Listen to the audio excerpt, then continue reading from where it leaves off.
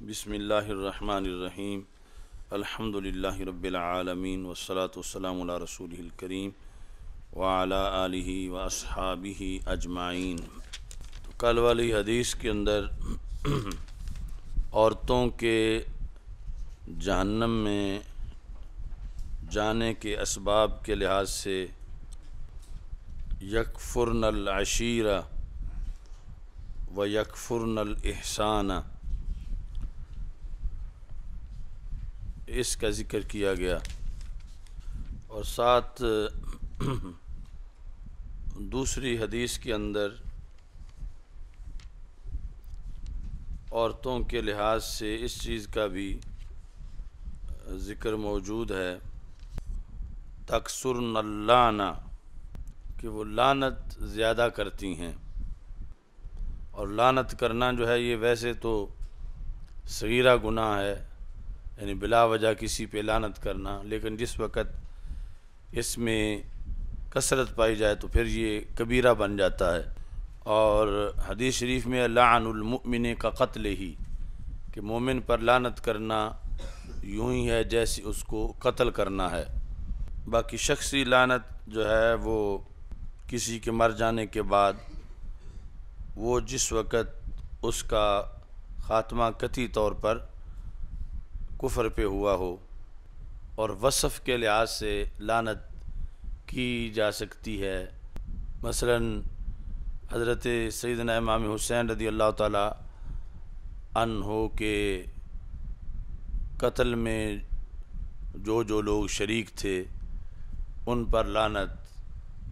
وصف کے لحاظ سے، اور شخصی طور پر کسی کو معین کر کے کرنا، اس میں اس کا خاتمہ کفر پر یا توبہ کے بغیر وہ جب ثابت ہو تو پھر کی جاتی ہے۔ وصف کے لحاظ سے جس طرح فنجعل لعنۃ اللہ علی الکاذبین، تو ایسا ہی جب کوئی برا عمل کسی سے صادر ہو تو وصف کے لحاظ سے لعن کیا جا سکتا ہے۔ آگے ہے باب المعاصی من امر الجاہلیت، گناہ جاہلیت کے عمل سے ہیں، اور کبیرہ کا جو مرتکب ہے لا یکفر، اس کی تکفیر نہیں کی جاتی۔ ہاں کبائر میں سے جو شرک ہے معاذ اللہ، اس کا جب کسی نے ارتکاب کیا تو پھر تکفیر کی جائے گی، لقول النبی صلی اللہ علیہ وسلم۔ یہ باب المعاصی من امر الجاہلیت ولا یکفر کی دلیل ہے، واسطے فرمان رسول اکرم صلی اللہ علیہ وسلم کے کہ آپ نے حضرت ابو ذر غفاری رضی اللہ تعالی عنہ کو کہا کہ تم ایسے شخص ہو جن میں اب بھی جاہلیت موجود ہے، یعنی جاہلیت والی عادت، تو اس سے اسلام کی نفی نہیں ہوئی۔ یہ باب ہے اللہ تعالیٰ کے اس فرمان کے بارے میں، ان اللہ لا یغفر ان یشرک بہ ویغفر ما دون ذلک لمن یشاء۔ ترجمۃ الباب جو ہے یہ روافض پر، عبادیہ پر اور بعض خوارج پر رد ہے، کہ جن کے نزدیک جو ہیں وہ گناہگار جو ہیں وہ دائمی طور پر جہنم میں رہیں گے۔ تو ان سب کی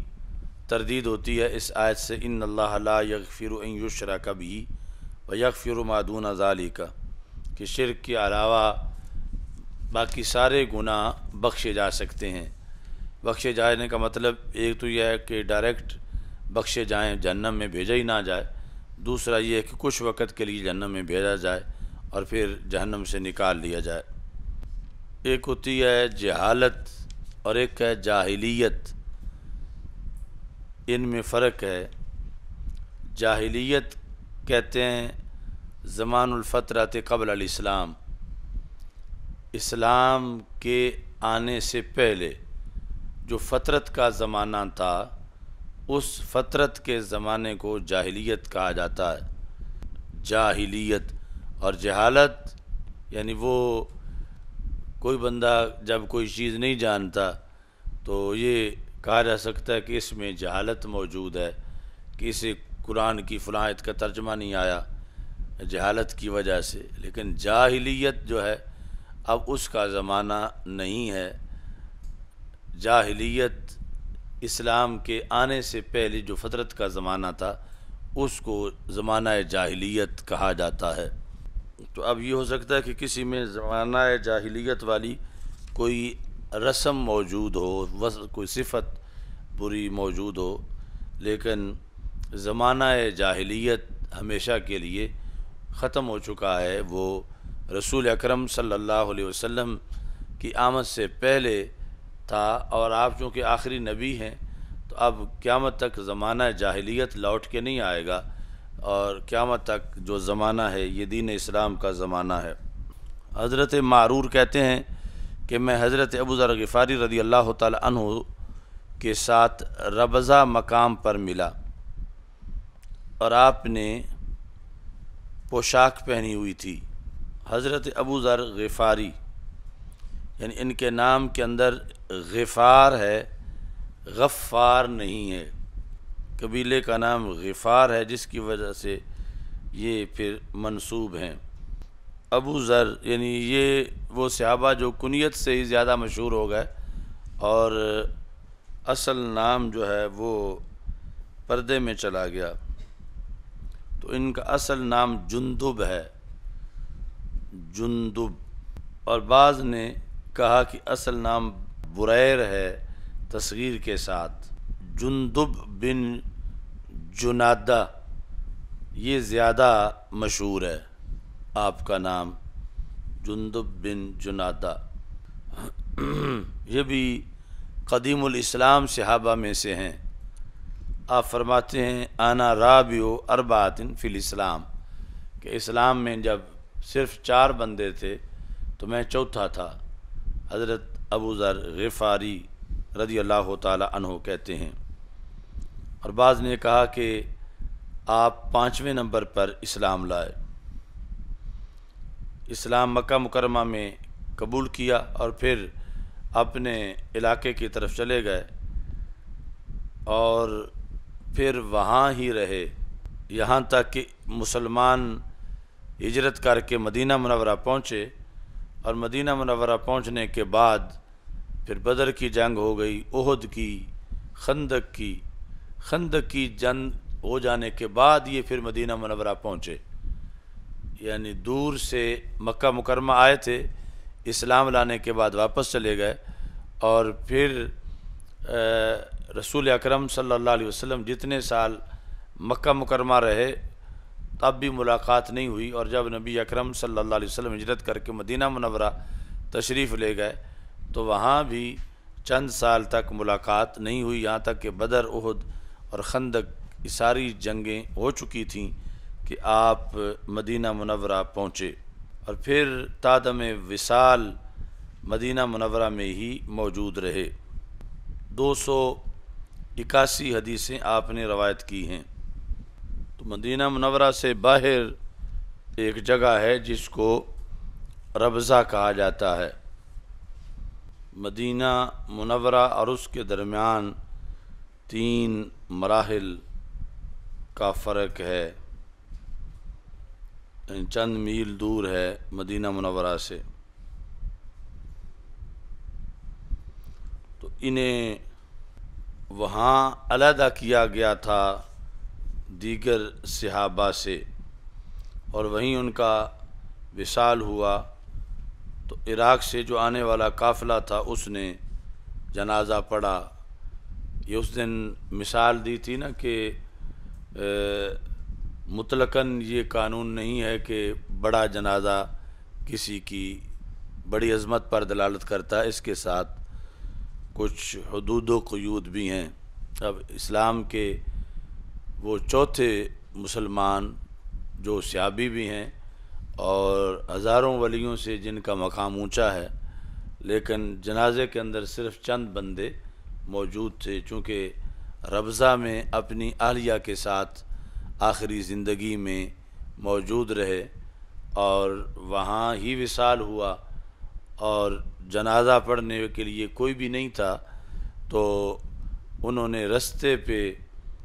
آپ کی چارپائی رکھی کہ کوئی مسافر آئیں تو وہ جنازہ پڑھیں۔ تو عراق سے کچھ صحابہ کی واپسی ہو رہی تھی مدینہ منورہ، تو جب وہ آئے تو انہیں پتہ چلا، تو اس طرح پھر حضرت عبداللہ بن مسعود رضی اللہ تعالی عنہ اور دیگر چند صحابہ جو اس قافلے میں تھے، انہوں نے حضرت ابو ذر غفاری رضی اللہ تعالی عنہ کا جنازہ پڑھا۔ چونکہ ان کے کچھ تفردات تھے،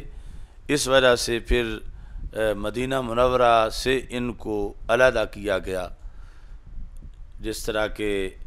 زکوٰۃ کے بارے میں 40واں حصہ زکوٰۃ دینا وہ ان کا موقف نہیں تھا، بلکہ جو کچھ بچے سارا زکوٰۃ دے دینا روزانہ زکوٰۃ کے طور پر، اسے لازم سمجھتے تھے۔ تو دارالحکومت کے اندر پھر یہ سمجھا گیا کہ اس طرح پھر لوگوں کے اندر اختلافات پیدا ہو جائیں گے، تو انہیں ربضہ علیحدہ رہنے کا کہا گیا۔ اس چیز کو بھی روافض ایک ایشو بناتے ہیں کہ یہ ان پر ظلم تھا معاذ اللہ، اور اس طرح کی وہ صورتحال جو ہیں وہ اس کا ذکر کرتے ہیں۔ تو ربضہ کی جو تنہائی ہے، اس کا تذکرہ رسول اکرم صلی اللہ علیہ وسلم نے اپنی حدیث میں کیا تھا حضرت ابو ذر غفاری رضی اللہ تعالیٰ عنہ کے لحاظ سے۔ تو چونکہ رسول اکرم صلی اللہ علیہ وسلم کے ہوتے ہوئے تو جو تفردات تھے ان کی طرف کسی کی توجہ نہیں تھی کہ کوئی سرکار دو عالم صلی اللہ علیہ وسلم کے حکم کو چھوڑ کے کسی اور کا حکم جو ہے وہ مانے۔ لیکن بعد میں چونکہ اس بنیاد پر کہ پالیسی ایک ہی رہے اور فتویٰ ایک ہی رہے، اور یہ جو شاذ اس طرح کے معاملات ہیں ان کی طرف امت متوجہ نہ ہو، تو اس واسطے پھر حضرت ابو ذر غفاری رضی اللہ تعالی عنہ نے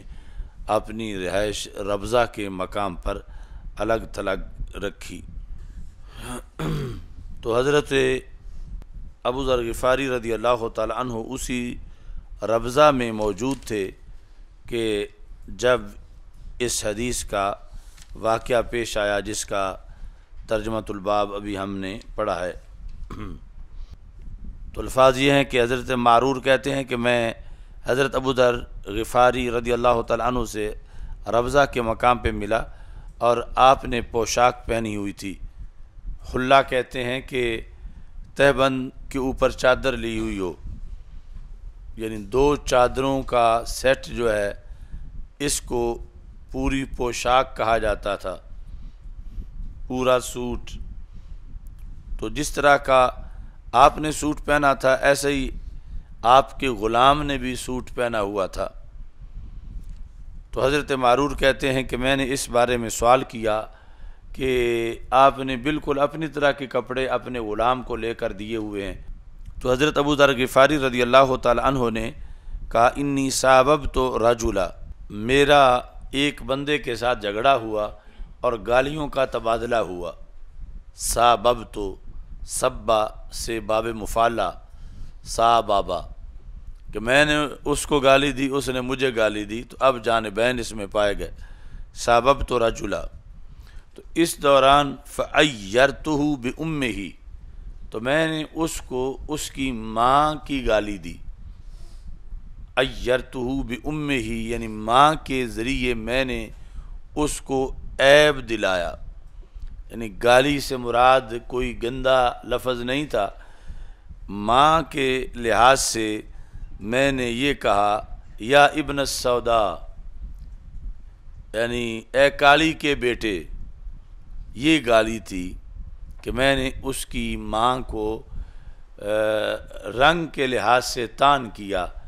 کہ اے کالی خاتون کے بیٹے،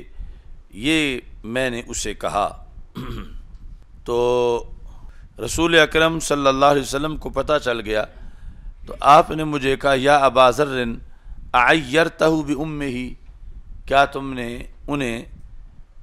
ماں کی گالی دی ہے، ماں کے ذریعے آر دلائی ہے، شرم دلائی ہے۔ آپ ایک ایسے شخص ہیں کہ جن کے اندر جاہلیت موجود ہے، یعنی جاہلیت کے زمانے کی یہ چیز ہے کہ یوں جب کوئی لڑے تو کسی کو ماں کے لحاظ سے یوں تانا دے، کالی کے بیٹے۔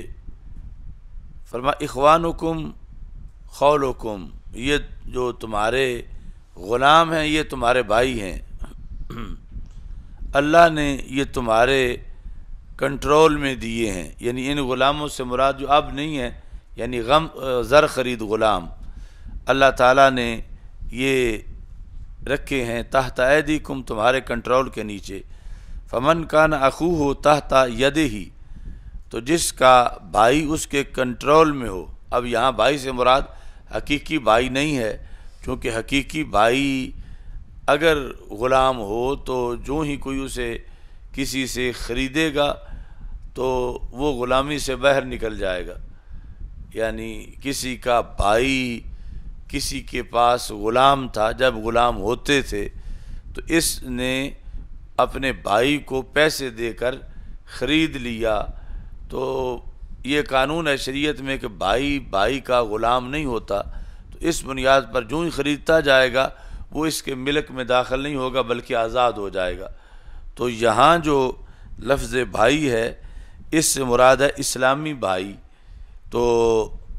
فرما فمن کان اخوہ تحت یدہ، جس کا بھائی اس کے کنٹرول میں ہو، ہاتھ کے نیچے کا مطلب ہے کنٹرول میں ہو، فَلْيُطْعِمْهُ مِمَّا يَأْكُلُ، تو جو خود کھاتا ہے اس سے اسے کھلائے، وَلْيُلْبِسْهُ مِمَّا يَلْبَسُ، پہلا افعال ہے دوسرا مجرد ہے، جو خود پہنتا ہے وہ اسے بھی پہنائے۔ وَلَا تُكَلِّفُوهُمْ مَا يَغْلِبُهُمْ، اور اے لوگو اپنے غلاموں کو تم ان پہ وہ بوجھ نہ ڈالو جو ان پہ غالب آ جائے، یعنی ایسا کام کرنے کے لیے نہ کہو کہ جو ان کی بساط میں نہ ہو۔ اور ساتھ فرما ان کلفتموہم، اگر کوئی بھاری کام ان پر آپ ڈالیں، یعنی انہیں بھاری کام کا مکلف بنائیں، تو پھر فَعِینُوہم، پھر آپ ان کی مدد بھی کریں، یعنی ساتھ آپ بھی ایک طرف سے چیز پکڑیں، یا وہ ایک جگہ سے اٹھا کے دوسری جگہ بہت سی کٹی ہوئی چیز پہنچانی ہے تو اکیلا وہ سارا دن کرتا رہے گا، ختم نہیں ہوگی، تو کچھ آپ بھی اس کے ساتھ تعاون کریں۔ یہ یعنی حدیث میں جو اسلام کے اندر غلاموں کے حقوق ہیں اس کے لحاظ سے آپ اس کو پیش کر سکتے ہیں، اور اسلام نے غلاموں کے لیے جو نرمیاں کی ہیں اس کا موضوع بھی بتا سکتے ہیں۔ باقی یعنی اسلام نے چونکہ کفارے میں غلاموں کی آزادی رکھی مختلف کفاروں میں، تو جتنے غلام تھے آہستہ آہستہ سارے آزاد ہو گئے، جس کا نتیجہ ہے کہ اب کوئی غلام نہیں ہے۔ یعنی ایک تو یہ سبب بنا غلام ختم ہو گئے، کفاروں میں آزاد ہوتے رہے، دوسرا نئے بن نہ سکے، چونکہ پہلے جو آ رہے تھے زر خرید غلام، اور دوسرا سبب تھا غلام بننے کا کہ جہاد کے دوران جن کو گرفتار کیا جائے، تو جہاد ہی جب ختم ہو گیا کئی صدیوں سے، اقدامی جہاد ایک تو ہے نا دفاعی جہاد کے اپنا گھر بچانا کسی سے، تو مسلمان بمشکل اپنی زمین بچا رہے ہیں کہ غیر اس پہ قبضہ نہ کریں، اور پھر بھی بہت سی اسلامی زمینوں پر غیروں کا قبضہ ہو گیا، تو جہاں جہاد بچا وہ بھی صرف دفاعی جہاد ہے، اقدامی جہاد نہیں ہے۔ اقدامی جہاد ہوتا تو غلام ہوتے۔ اقدامی جہاد یہ ہے کہ جتنی کافر سلطنتیں ہیں، مسلم امہ کا امیر المومنین ان کو آرڈر دیتا کہ کلمہ پڑھو، پیغام بھیجتا، اور اگر وہ کلمہ نہ پڑھتے تو پھر ان پہ حملہ کر دیا جاتا۔ حملہ جب کیا جاتا تو پھر جو ان میں سے عورتیں مرد قیدی بنتے وہ غلام ہوتے۔ تو اب یہ دور دور تک ایسا جہاد ہمیں ماضی میں نظر نہیں آ رہا جس کی وجہ سے غلاموں کی جنس ہی ختم ہو گئی ہے، لونڈیوں کی جنس ہی ختم ہو گئی ہے۔ یعنی آج یہ جو مختلف زمیندار چارہ ڈالنے کے لیے نوکر رکھتے ہیں تنخواہ پر، تو یہ شرعی غلام نہیں ہیں، وہ آزاد ہیں، وہ تو صرف ملازم ہیں۔ اور جو شرعی طور پر یعنی جو رق اور غلامی تھی اس کا خاتمہ ہو چکا ہے، کہ جو غلام تھے وہ آزاد ہوئے اور آگے غلام بنائے جانے کا سلسلہ ختم ہوا۔ اس بنیاد پر یہ جو UNO ہے، یونائٹڈ نیشن، اس کا جو ضابطہ ہے کہ ایک ملک دوسرے پہ حملہ نہیں کرے گا، تو اس ضابطے کے تحت بھی جہاد بند ہو گیا، اقدامی جہاد، کہ کوئی مسلمان دوسرے کسی کافر ملک پہ جب حملہ نہ کرنے پر دستخط کر چکا ہے، تو اب اس کے نتیجے میں اقدامی جہاد رک چکا ہے، اور اقدامی جہاد رک جانے کے بعد دفاعی جہاد بھی بڑا مشکل ہو گیا ہے، کہ اپنے اپنے ملکوں کی حفاظت کرنے کی پاور بھی بہت کمزور ہو چکی ہے۔ تو اسلام کے اندر یہ تھا کہ غلاموں کو اپنے جیسے کپڑے پہناؤ۔ اچھا جی، تو ترجمۃ الباب ثابت ہوا انک امرؤ فیک جاہلیۃ، کہ ایک چیز جاہلیت تو قرار پائی مگر اس کی وجہ سے ایمان کی نفی نہیں ہوئی، کہ حضرت ابو ذر غفاری رضی اللہ تعالی عنہ کے ایمان کا کوئی بندہ انکار کر دیتا، ایسا نہیں ہے۔ باقی اعینوہم، تو یہ ایاک نعبد و ایاک نستعین کے لحاظ سے جو اعمال سنت کی تشریح ہے اس میں یہ دلیل ہے ہماری۔ ہم کہتے ہیں کہ عبادت اور استعانت ایک جیسی نہیں ہیں، جبکہ دیوبندیوں وہابیوں کے نزدیک عبادت استعانت کا ایک ہی حکم ہے۔ وہ کہتے ہیں جس طرح ایاک نعبد ہے ایسے ایاک نستعین ہے، تو اللہ کے سوا کسی کی عبادت بھی نہیں، اور اللہ کے سوا کسی سے استعانت یعنی عون طلب کرنا، مدد طلب کرنا، یہ بھی جائز نہیں۔ ہمارے نزدیک یہ ہے کہ عبادت تو علی الاطلاق جائز نہیں، کہ اللہ کے علاوہ کسی کی حقیقی طور پر یا مجازی طور پر، یعنی کسی کو اللہ کے سوا حقیقی طور پر معبود بنا لینا یا مجازی طور پر معبود بنا لینا، دونوں صورتوں میں بندہ مشرک ہو جائے گا۔ مگر مدد کا حصول جو ہے اس میں اگر اس کو حقیقی طور پر معاون سمجھے گا تو پھر تو وہ اس میں مشرک بن جائے گا، جو اللہ کے علاوہ کسی اور کو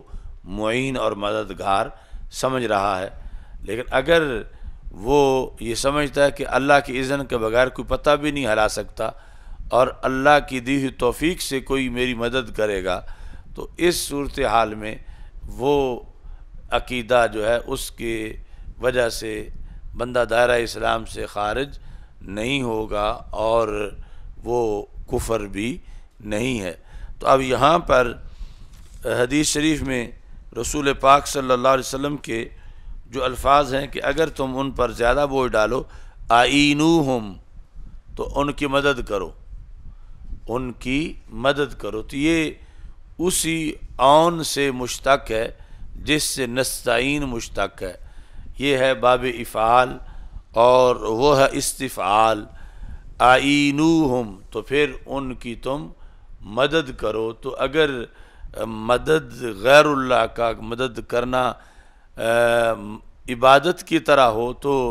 عبادت تو مجازن بھی کسی کی جائز نہیں، تو پھر یہ اعینوہم کہنا سرکار کا یہ بھی جائز نہ ہوتا، جبکہ آپ نے یہ خود ارشاد فرمایا ہے۔ تو پتہ چلا کہ عبادت اور ہے، استعانت اور ہے۔ عبادت کی تو دو قسمیں نہیں ہیں مگر استعانت کی دو قسمیں ہیں۔ ایک استعانت وہ ہے کہ جو اللہ کے علاوہ کسی سے کرنا طلب، مدد، وہ ناجائز ہے، اور ایک وہ ہے کہ جو جائز ہے، جس طرح کہ اب یہاں اور اس کے علاوہ بھی آگے بخاری شریف میں کئی حدیثیں ایسی آئیں گی کہ جس سے یہ ہے کہ مجازن کسی کو معین اور مددگار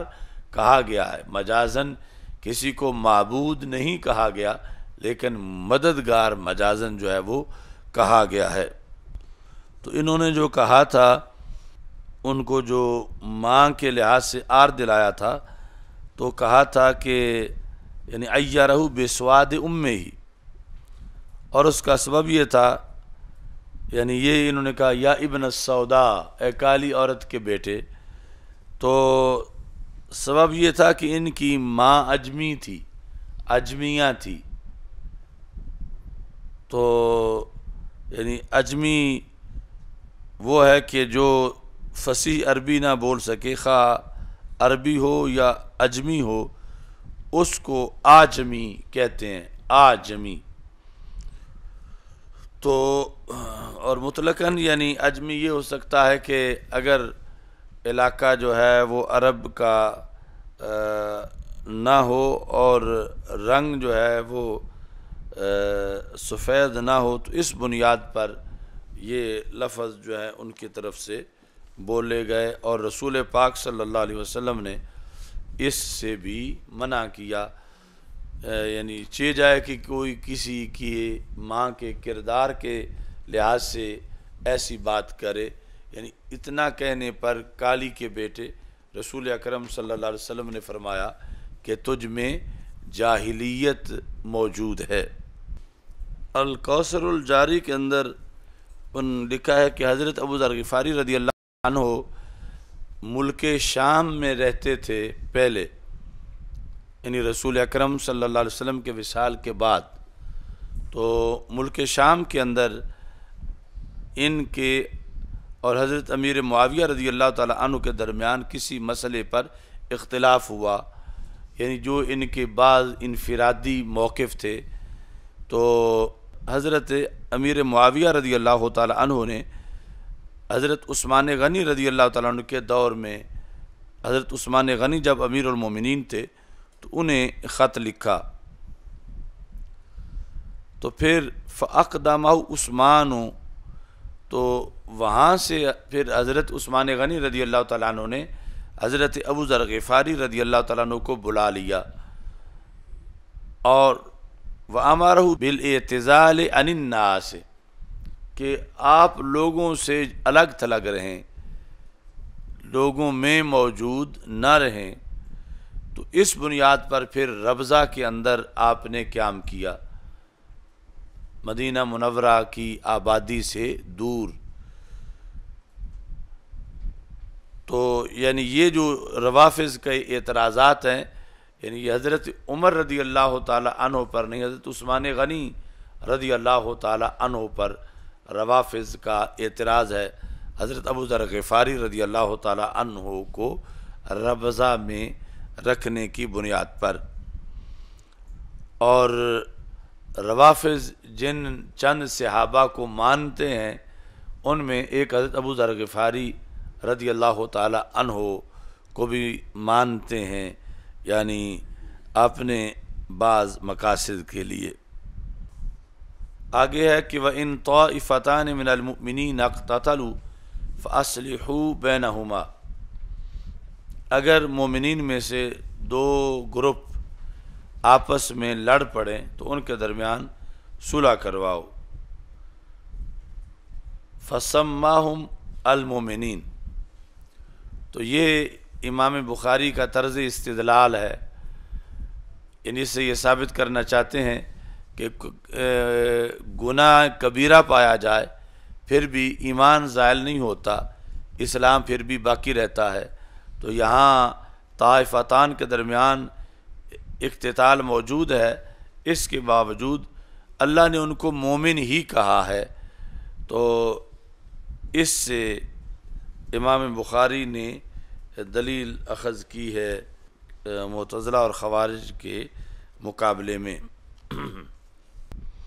حضرت احنف بن قیس کہتے ہیں ذهبت لانصر هذا الرجل، میں گیا کہ میں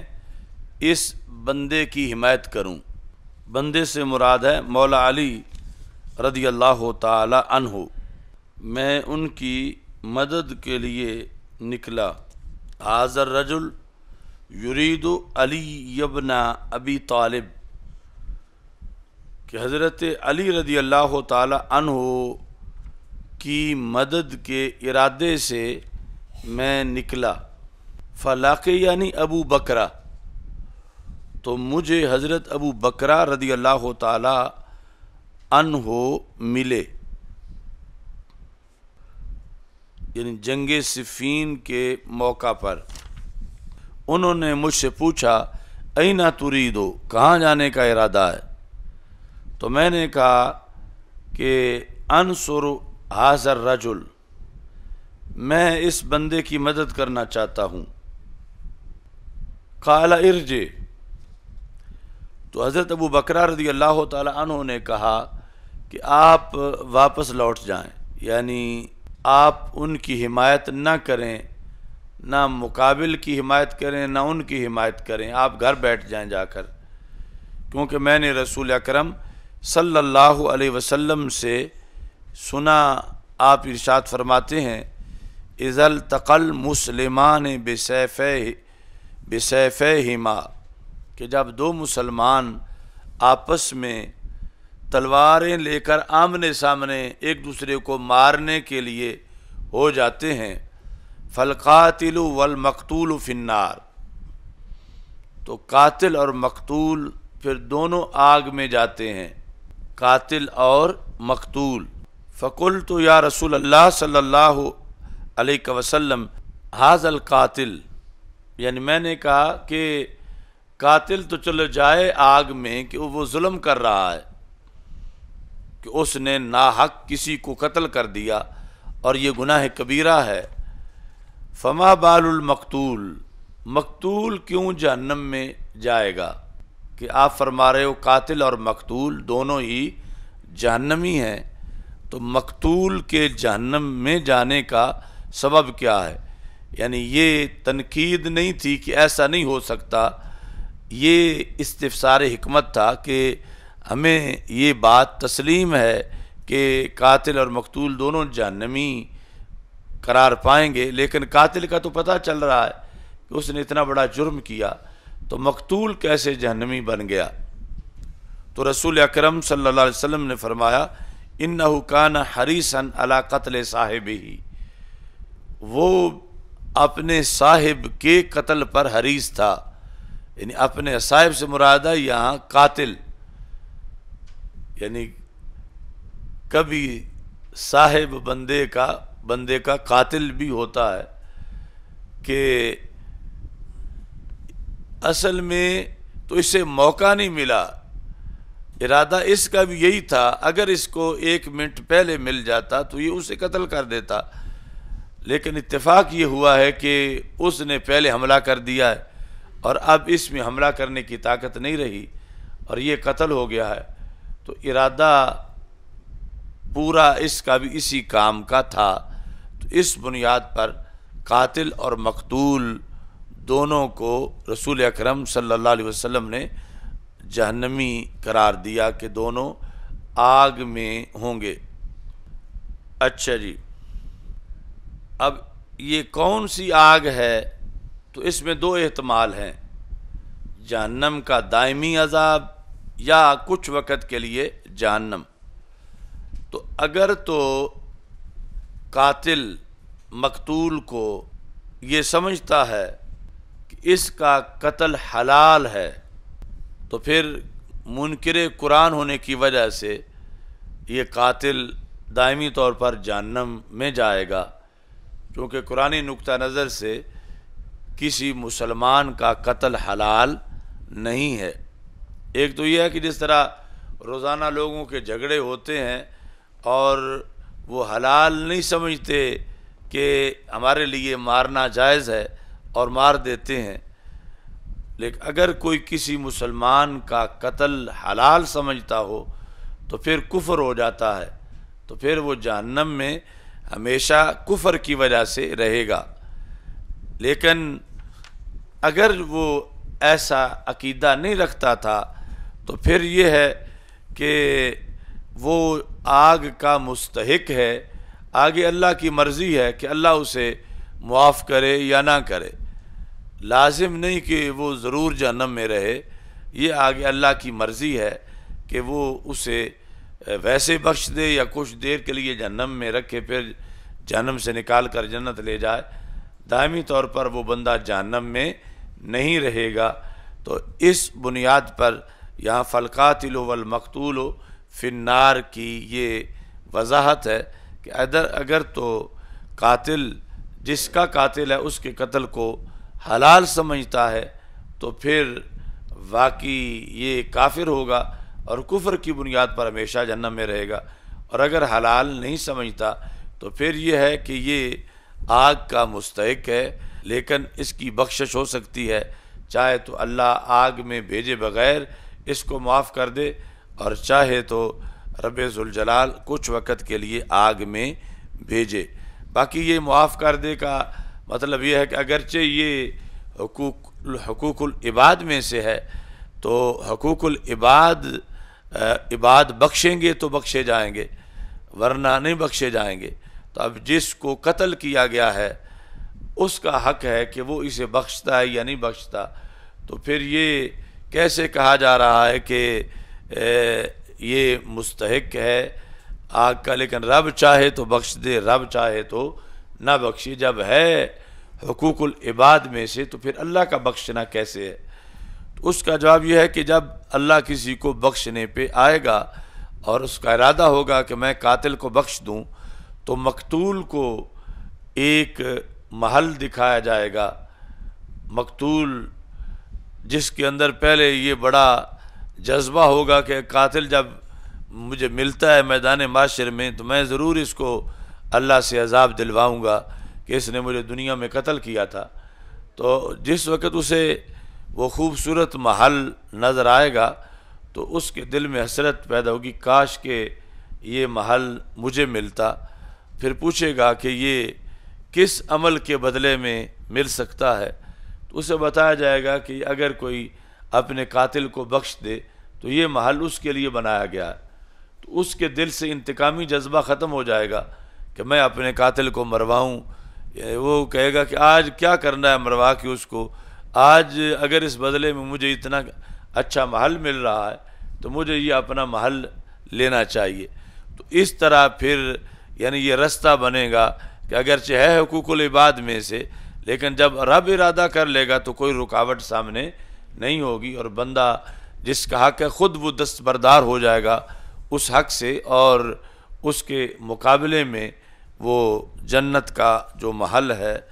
اسے حاصل کر لے گا۔ اب یہاں یہ جو کہا گیا فالقاتل والمقتول فی النار، تو سوال جو تھا کہ قاتل نے تو عملاً قتل کر دیا ہے، لیکن مقتول نے تو محض ارادہ ہی کیا تھا، عملاً قتل نہیں کیا۔ تو ان اللہ تجاوز عن امتی ما وسوست به صدورها، کہ رسول پاک صلی اللہ علیہ وسلم کا یہ فرمان ہے کہ اللہ نے پہلی امتوں کے مقابلے میں میری امت کو یہ خصوصیت دی کہ پہلے جب گناہ کا معمولی سا ارادہ دل میں آتا تھا تو گناہ لکھ لیا جاتا تھا، یعنی وسوسہ بھی گناہ قرار پاتا تھا، اور میری امت میں یہ جو معمولی ارادہ ہے گناہ کا وہ گناہ قرار نہیں پاتا جب تک کہ بندہ عملاً وہ گناہ کر نہ لے۔ تو اب یہاں تعارض آ رہا ہے کہ جو مقتول ہے اس میں تو محض ارادہ ہی تھا اور عملاً اس نے یہ کام نہیں کیا، تو محض ارادے پر ہی اسے جہنم کیوں بھیجا جا رہا ہے؟ کیونکہ قاتل نے تو عملاً قتل کیا ہے، جبکہ مقتول نے عملاً قتل نہیں کیا بلکہ محض قتل کے ارادے سے لڑائی کر رہا تھا۔ تو اس کا جواب یہ ہے کہ ایک ہوتا ہے ارادہ، ایک ہے ارادے سے اگلی صورتحال جس کو عزم کہتے ہیں۔ تو وہ جو حدیث ہے نا کہ اللہ نے بخش دیا ہے، وہ ہے وسوسہ، کہ گناہ کا خیال آیا ہے اور جس کو آپ ابتدائی ارادے سے تعبیر کر سکتے ہیں، لیکن یہاں ابتدائی ارادہ یا ارادہ اس کی بات نہیں، بلکہ ارادے سے اگلی سٹیج ہے عزم، کہ مکمل یہ 1% بھی نہیں تھا اس کے دل میں کہ میں اس کو چھوڑوں گا، 100% قتل کا ارادہ اس نے کر لیا تھا، اور اتنے میں پہلے فائر دوسرے کا ہو گیا اور یہ مارا گیا، ورنہ یہ بھی کوئی گھٹ نہ کرتا، اس حد تک یہ اپنے عمل کا پکا فیصلہ کر چکا تھا۔ تو لہٰذا دونوں حدیثوں میں کوئی تعارض نہیں ہے۔ وہاں یہ جو پہلی امتوں کے مقابلے میں اس امت کی خصوصیت بتائی گئی وہ ابتدائی ارادے کے لحاظ سے ہے۔ پہلی امتیں اگر کسی برے کام کا پرائمری ارادہ بھی کر لیتی تو لکھا جاتا، اس میں نہیں ہے، اور یہاں جو لکھا گیا ہے وہ ابتدائی ارادہ نہیں بلکہ ارادے کے اوپر مرتب ہونے والا عزم ہے جو اس بندے نے کیا ہوا تھا، تو اس کے نتیجے میں فالقاتل والمقتول فی النار کا حکم دیا گیا ہے۔ الحمدللہ رب العالمین، استغفر اللہ لا الہ الا اللہ وحدہ لا شریک لہ لہ الملک